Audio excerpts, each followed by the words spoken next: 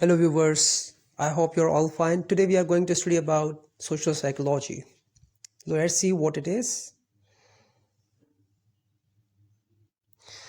First of all, we will go through its definition. Social psychology is a scientific field that seeks to understand the nature and causes of individual thought and behavior in social situations. ये social psychology की ऐसी branch है जिसमें individual का जो है behaviour and thoughts देखे जाते हैं इन सोशल सिचुएशन, इन सोशल सेटिंग्स।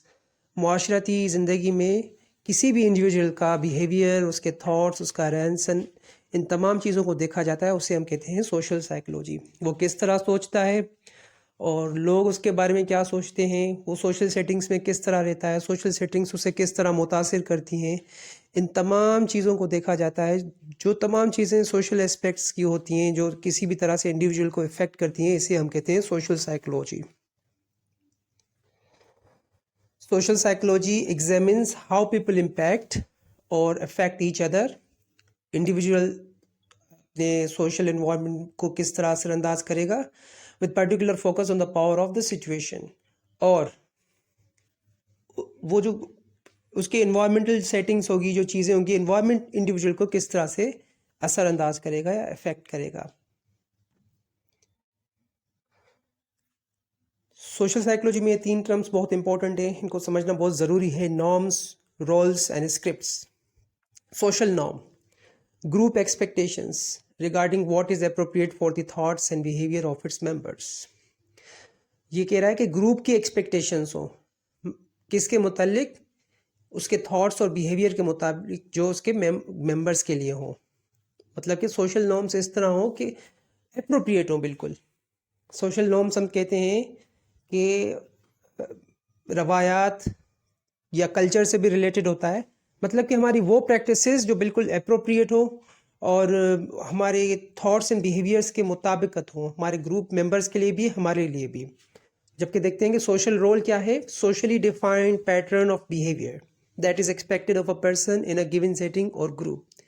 सोशल रोल कह रहा है कि किसी भी इंडिविजुअल का एक एक्सपेक्टेड बिहेवियर हो, उसका पैटर्न ऑफ बिहेवियर बिल्कुल एक एक्सपेक्टेड हो, ताकि वो किसी भी गिवन सेटिंग में या ग्रुप में परफॉर्म कर पाए या एज ए इंडिविजुअल सर्वाइव कर पाए। Script, persons knowledge about the sequence of events in a specific setting.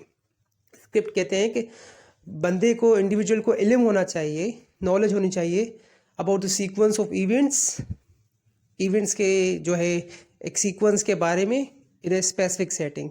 किसी भी सेटिंग में हमें किस तरह रहना चाहिए। फॉर एग्जांपल, अगर कोई खुशी का मौका है, कहीं शादी है, तो उसमें उसे किस तरह से पेश आना चाहिए, क्या करना चाहिए। अगर फॉर एग्जांपल कहीं खुदा न खासा फौत की हो गई है, तो उसमें बंदे को किस तरह से अपना रोल प्ले करना चाहिए और किस स्क्रिप्ट के मुताबिक चलना चाहिए, क्या करना चाहिए। ये तमाम चीज़ें जो है हम स्क्रिप्ट में देखते हैं। Example, Stanford university conducted an experiment in a mock prison. एक झूठी जेल बनाई गई थी that demonstrated the power of social roles, social norms and scripts. ताकि पावर ऑफ सोशल रोल्स को, सोशल नॉर्म्स एंड स्क्रिप्ट को समझा जाए। इसमें 24 जो है हेल्दी कॉलेज स्टूडेंट्स लिए गए थे, जिसमें कोई भी मेंटल इलनेस नहीं था, और उनको कुछ उनमें से कुछ को जो है गार्ड्स बना दिया गया था और कुछ को प्रिजनर बना दिया गया था। तो उसमें फिर देखा गया कि जो गार्ड्स थे वो अथॉरिटेरियन बन गए और सैडिस्टिक बन गए। बिल्कुल अथॉरिटेरियन वो पेरेंटिंग स्टाइल है जिसमें जो है पेरेंट्स काफ़ी स्ट्रिक्ट होते हैं और हर चीज़ का चेक एंड बैलेंस रखते हैं। जबकि प्रिजनर्स जो थे वो बिल्कुल सबसर्विएंट बन गए थे, परेशान और बिल्कुल नाउम्मीद से बन गए थे। तो हम देखते हैं कि एटीट्यूड एंड कॉग्निटिव डिसोनेंस क्या होता है। एटीट्यूड, हमारी फीलिंग्स क्या है किसी भी पर्सन या चीज़ के बारे में, इसे हम कहते हैं एटीट्यूड। ये पॉजिटिव भी हो सकता है और नेगेटिव भी हो सकता है। जबकि कॉग्निटिव डिसोनेंस क्या होता है, psychological discomfort that arises from a conflict in a person's behaviour, attitudes और believes that runs counter to the one's positive self perception. कोई भी चीज़ अगर हमारे मुताबिक नहीं हो रही या किसी भी पर्सन के मुताबिक नहीं हो रही, उसके बिलीव्स के अगेंस्ट हो रही है, तो उसे हम कहते हैं कॉग्निटिव डिसोनेंस। आप देख सकते हैं, arises from a conflict in a person's behavior, attitudes or beliefs that runs counter to one's positive self perception. Social influence very important, मतलब कि समाज का क्या इन्फ्लुएंस होता है, समाज का क्या असर होता है. Social influence comprises the ways in which individuals adjust their behaviour. इसमें इंडिविजुअल्स जो है अपने बिहेवियर को एडजस्ट करते हैं in order to meet the demands of a social environment, ताकि वो सोशल इन्वायरमेंट की डिमांड्स को पूरा कर पाए. इसके कुछ टाइप्स हैं, उसको भी देख लेते हैं. जो सबसे पहले आता है कंफॉर्मिटी. ये तकरीबन यही बात कहता है, changing your behaviour to go along with the group even if you do not agree with the group. आपको अपना बिहेवियर चेंज करना पड़ेगा आपके ना चाहते हुए भी. Compliance, going along with the request और डिमांड. कॉम्प्लायंस इस तरह है कि आपको जाना पड़ेगा, आप रिक्वेस्ट से जाए या आपसे डिमांड की जाए. Normative social influence, conformity to a group norm to fit in, feel good, and be accepted by the group. Informational social influence, conformity to a group norm prompted by the belief that the group is competent and has the correct information. Obedience, changing your behavior to please an authority figure to avoid aversive consequences. आपको अपना behavior change करना पड़ेगा in order to please your authority figure, ताकि किसी भी जो है ख़तरनाक कॉन्सिक्वेंस से आपको बचना पड़े. Group think, group members modify their opinion to match what they believe is the group consensus. Group polarisation, strengthening of the original group attitude after discussing views within a group.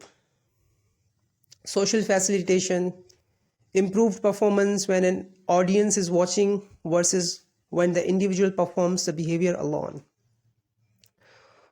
Social loafing, extortion of less effort by a person working in a group because individual performance cannot be evaluated separately from the group.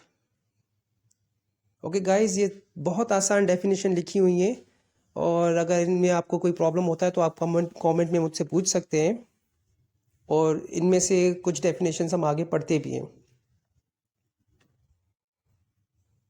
Social influence, सबसे पहले जो हमने पढ़ा था कॉन्फॉर्मिटी. कॉन्फॉर्मिटी में हमने क्या पढ़ा था? Conformity is when individual change their behaviour to go along with the group even if they do not agree with the group. Conformity में इंडिविजुअल्स को अपना बिहेवियर चेंज करना पड़ता है, हत्ता कि वो ना चाहते हुए भी अपना बिहेवियर चेंज करेंगे ताकि वो उस ग्रुप के साथ चल सके.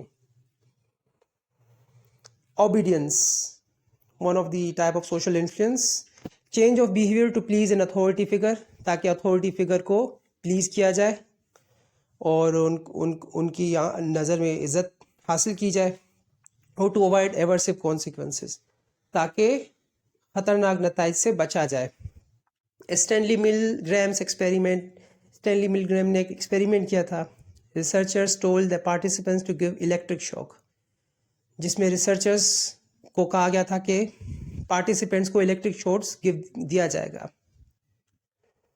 65% of the participants continue to the shock to the maximum voltage. जब उसमें से तकरीबन 65% participants ने शॉक्स कंटिन्यूसली जो है शॉक लिया था विद मैक्सिमम वोल्टेज के साथ. उसकी ये देखिए, इसकी डिटेल्स डायग्राम में शो की जा रही हैं. तो मतलब कि ये इसमें ये बताया जा रहा है कि ओबीडियंस जो पार्टिसिपेंट्स से उन लोगों पार्टिसिपेंट्स ने ओबीडियंस यहाँ पे शो की है. इस एक्सपेरिमेंट दिखाने का ये मकसद है यहाँ पे. सोशल इन्फ्लुएंस, सोशल इन्फ्लुएंस में उसका टाइप है group think. Modification of the opinions of members of a group to align with what they believe is the group consensus. इसमें हम क्या करते हैं कि मेंबर्स का ओपिनियन चेंज करते हैं ताकि ग्रुप का जो असल जो मतलब कि ऑब्जेक्टिव्स हैं उनको उन ऑब्जेक्टिव्स पे लाया जाए. इसमें इंक्लूड है परसीविंग द ग्रुप एज इनवल्नरेबल और invincible, believing the group is morally correct, self censorship bye group members, questioning और dissenting group members' opinions, shielding of the group leader from the dissenting views, perceiving an illusion of anonymity among group, holding stereotypes or negative attitudes toward the group, outgroup or others with differing viewpoints. Social facilitation and loafing. Social facilitation occurs when individual performs better when an audience is watching.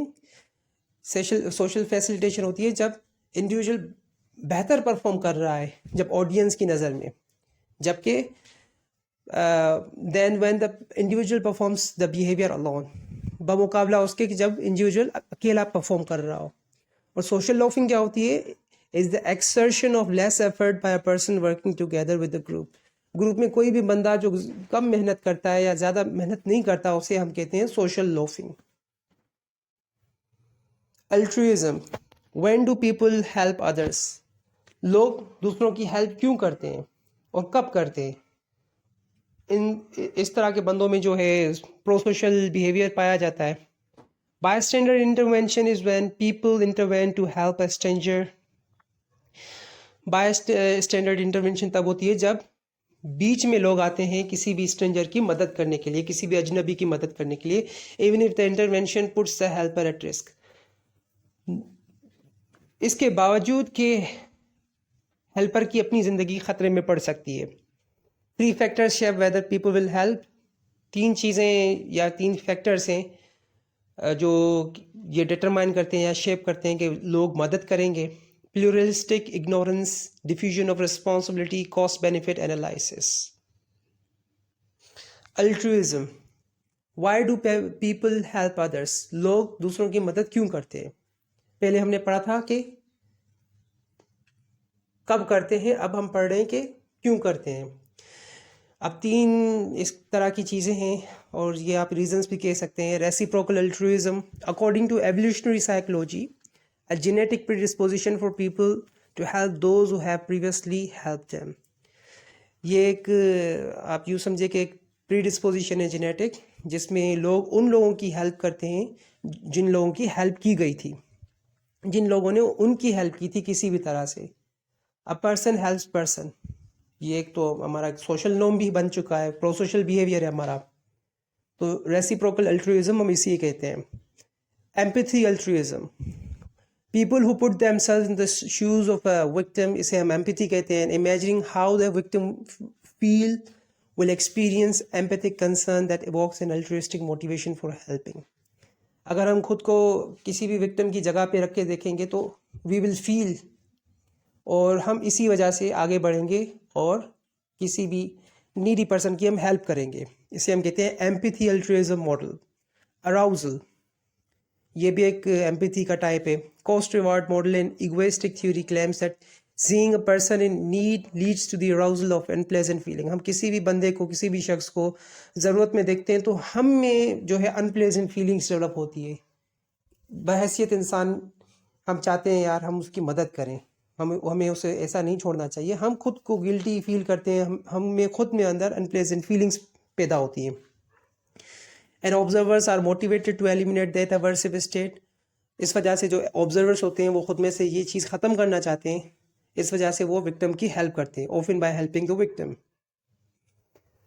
Social exchange theory क्या कहती है? Social exchange theory कहती है कि humans act as naive economist in keeping a tally of the ratio of cost and benefits of forming and maintain a relationship with the goal to maximise benefits and minimise cost. ये तो बिल्कुल human nature है, no doubt. बिल्कुल आसान चीज़ है, इसमें कोई ज़्यादा समझाने की ज़रूरत नहीं है. Stereotypes, prejudices and discrimination, very important things in social psychology. Stereotype हमारा क्या ख्याल है, मतलब किसी भी चीज़ के बारे में हम किस तरह सोचते हैं, वो पॉजिटिव भी हो सकती है, नेगेटिव भी हो सकती है. कॉग्निटिव थॉट्स अबाउट पीपल, लोगों के बारे में सोच. Over generalised beliefs about people may lead to prejudice. अगर वो ज़्यादा जनरलाइज बिलीव्स हैं तो वो प्रिजुडाइज की तरफ ले जाते हैं. प्रिजुडाइज भी हम आगे देखते हैं क्या है. एग्जाम्पल किस तरह हो सकता है? यंकीज फैंस आर एरोगेंट एंड ऑब्नोशियस. ये हमारा क्या है? एक थॉट है. प्रिजुडाइज, यहाँ पे प्रिजुडाइज क्या लिखा हुआ था? अगर वो ओवर जनरलाइज हो जाए, ज़्यादा अगर हम किसी भी अपने बिलीव को जनरलाइज कर लें तो हम उसे कर लेते हैं प्रिजुडाइज. वो चीज़ प्रिजुडाइज बन जाती है. प्रेजुडाइज किस तरह फंक्शन करता है? Affective feelings about people, both positive and negative. ये भी जो है पॉजिटिव या नेगेटिव फीलिंग्स हो सकती हैं. और फीलिंग्स में influence treatment of others leading to discrimination. Feelings जो है क्या करती हैं, हम उसी बुनियाद पे लोगों को ट्रीट करते हैं जो काफ़ी हद तक डिस्क्रिमिनेशन पे ले जाती है। डिस्क्रिमिनेशन भी हम आगे पढ़ते हैं। फॉर एग्जाम्पल किस तरह हो सकता है, I hate Yankees fans they make me angry. आप ऊपर वाली स्टेटमेंट को देखें, उसमें एक चीज़ बताई गई थी। अब यहाँ पे उसने ओवर जनरलाइज करके क्या कर दिया, आई हेट, अब तो वो हेट कर रहा है, I hate Yankees fans they make me angry. Okay guys, अब हम पढ़ते हैं डिस्क्रिमिनेशन। जब हम कुछ प्रेजुडाइज ज़्यादा कर लेते हैं तो फिर हम करते हैं डिस्क्रिमिनेशन। किसी भी चीज़ को जो है हम अलग करते हैं किसी भी रेस की बुनियाद पे या किसी भी बेसिस पे। बिहेवियर पॉजिटिव और नेगेटिव, ये भी पॉजिटिव या नेगेटिव हो सकता है। ट्रीटमेंट ऑफ अदर्स, और लोगों को हम किस तरह से ट्रीट करते हैं। Holding stereotypes and harbouring prejudice में लीड टू बायस ट्रीटमेंट, जो हम इस वजह से काफ़ी फ़र्क कर पाते हैं लोगों में, कबीलों में और कास्ट वगैरह में, इन तमाम चीज़ों में। अब एग्जांपल इसकी किस तरह है, I would never hire nor become friends with a person if I knew they were Yankees fan. मैं कभी भी ऐसे बंदे को जो है हायर नहीं करूँगा, ना उसका दोस्त बनूंगा अगर वो यंकीज़ का फ़ैन है। आप देख सकते हैं कि ये किस तरह से एक मतलब कि एवोल्यूशन हो रही है, हम स्टीरियोटाइप से किस तरह डिस्क्रिमिनेशन की तरफ बढ़ रहे हैं। It's a very dangerous thing. Types of prejudice and discrimination, सबसे पहली उसमें आती है ageism. Prejudice and discrimination toward individual based solely on their age. अगर हम जो है प्रेजुडाइस या डिस्क्रिमिनेशन करें उसकी एज के मुताबिक, तो इसे हम कहते हैं एजिज्म। ये छोटा है, ये बड़ा है, ये बच्चे हैं, ये बुजुर्ग है, इसकी एज ये है, इस बुनियाद पे। Homophobia, prejudice and discrimination against individuals based solely on their sexual orientation. अगर हम सेक्सुअल ओरिएंटेशन के जो है मुताबिक करें तो इसे हम कहेंगे होमोफोबिया। फॉर एग्जांपल ये लेस्बियन है, ये गे है, या ये ट्रांसजेंडर है, इस तरह से। Racism, prejudice and discrimination toward individual based solely on their race. अगर हम रेस की बुनियाद पे डिस्क्रिमिनेशन करते हैं या प्रेजुडाइज करते हैं तो इसे हम रेसिज्म कहते हैं। Sexism, prejudice and discrimination toward individual based on their sex. अगर हम प्रेजुडाइज या डिस्क्रिमिनेशन करें तो उसे हम जेंडर या सेक्सिज्म कहते हैं। जेंडर बेस्ड, जैसे आजकल काफ़ी जो है फेमिनिज्म चल रही है और जेंडर इक्वालिटी पे वगैरह पे बातें भी चल रही हैं। ये इस वजह से हुआ कि पहले इस चीज़ पे काफ़ी प्रेजुडाइज और डिस्क्रिमिनेशन की गई। Why do stereotypes and prejudice exist and persist? Stereotypes and prejudice क्यों इवॉल्व हुए, क्यों रहे और अब तक क्यों परसिस्ट करते हैं? इसकी कुछ वजूहत या रीजंस ये हैं। कॉन्फर्मेशन बायस, इसमें कॉन्फर्मेशन बायस होती हैं कि हमें जो है ये करना है, हम ना चाहते हुए भी हम बायस कर लेते हैं। सेल्फ फुलफिलिंग प्रोफेसी, एक चीज़ हमने सोच ली, हमने एक चीज़ के लिए हमारा वही बिलीव रहेगा और हम वैसा ही सोचते रहेंगे और ऐसा ही चीज़ हो जाती है। इन ग्रुप बायस, इन ग्रुप बायस की वजह से भी ये एक फैक्टर है, ऐसा स्टीरियोटाइप और प्रेजुडाइज अब तक एग्जिस्ट करता है। स्केप बॉटिंग, बलि का बकरा बनना, कुर्बानी का बकरा बनना। एग्रेशन, गुस्सा। सीकिंग टू कॉज हार्म और पेन टू अनदर पर्सन, किसी को भी जो है नुकसान पहुंचाने की कोशिश करना या नुकसान पहुंचाना। होस्टाइल एग्रेशन और इंस्ट्रूमेंटल एग्रेशन, दो तरह के एग्रेशंस होते हैं। होस्टाइल एग्रेशन में क्या होता है, aggression motivated by feelings of anger with intent to cause pain. इसमें जो है बंदे की पूरी नीयत हो जाती है कि बस उसे उस गुस्से में पेन कॉज करना है, नुकसान पहुंचाना है किसी को भी। इंस्ट्रूमेंटल एग्रेशन क्या होती है कि aggression motivated by achieving a goal and does not necessarily intent to cause pain. ये उससे थोड़ा मुख्तलिफ है और लेस इंटेंसिफाइड है। अ पर्सन, अब बुलिंग क्या होती है? बुलिंग किसी को भी तंग करना, छेड़ना, सताना। A person often an adolescent is treated negatively repeatedly and over time involves three parties. The bully experiences power and increased self-esteem. जो बुली करता है विक्टिम जिसके साथ बुलिंग होती है has increase risk of anxiety and depression, उसमें ज़ाहिरी बात है एनजाइटी और डिप्रेशन हो जाती है। फिर विटनेस और बायस्टैंडर और तमाशाई लोग होते हैं। साइबर बुलिंग भी होती है जो ऑनलाइन होती है बिल्कुल। Bystander effect, situation in which a person in which a witness or bystander does not volunteer to help a victim or person in distress. bystander effect ये है कि अगर कोई भी बंदा किसी परेशानी में, किसी मुसीबत में गिरफ्तार है तो लोग उसकी मदद नहीं कहते, तो इसे हम कहते हैं bystander effect। ये आज आपके लिए क्वेश्चन है। People are sometimes advise to yell fire instead of help. लोग जो है बाज़ औक़ात जो है फायर का लफ्ज़ यूज़ करते हैं हेल्प की जगह पे। If they are attacked based on what you learned about bystander intervention and the bystander effect, what might this make a difference? ये किस तरह से डिफरेंस जो है करता है या किस तरह से डिफरेंट है।